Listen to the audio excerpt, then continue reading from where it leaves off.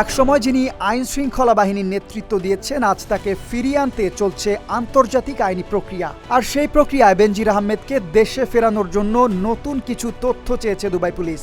দুবাইয়ে গ্রেফতার হওয়া সাবেক আইজিপি বেনজির আহমেদকে প্রত্যর্পণের প্রক্রিয়ায় নতুন অগ্রগতি এসেছে। দুবাই পুলিশ দুর্নীতি দমন কমিশনের কাছে অন্তত 4টি সুনির্দিষ্ট বিষয়ে ব্যাখ্যা ও অতিরিক্ত তথ্য চেয়েছে। আর দুদক জানিয়েছে খুব দ্রুতই এসব প্রশ্নের জবাব পাঠানো হবে।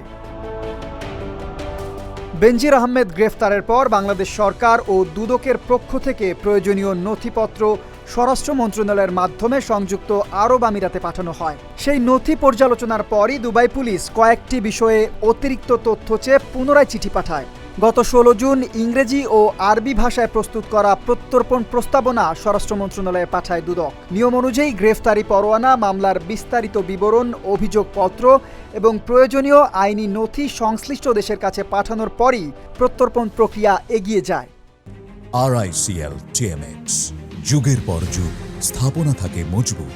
2025 সালের 10 এপ্রিল ইন্টারপোল বেনজির আহমেদের বিরুদ্ধে রেড নোটিশ জারি করে।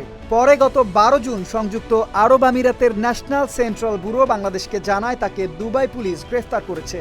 অন্যদিকে বেনজির আহমেদের বিরুদ্ধে বর্তমানে দুর্নীতি, পাসপোর্ট জালিয়াতি ও মানি লন্ডারিং সহ মোট 6টি মামলার তদন্ত চলছে। দুদকের দাবি, তদন্তে তার বিপুল সম্পদের তথ্য উঠে এসেছে। দেশের বিভিন্ন জেলায় প্রায় 345 বিঘা জমির পাশাপাশি দুবাইয়ে 2টি ফ্ল্যাট ও ব্যাংক হিসাবও জব্দ করা হয়েছে।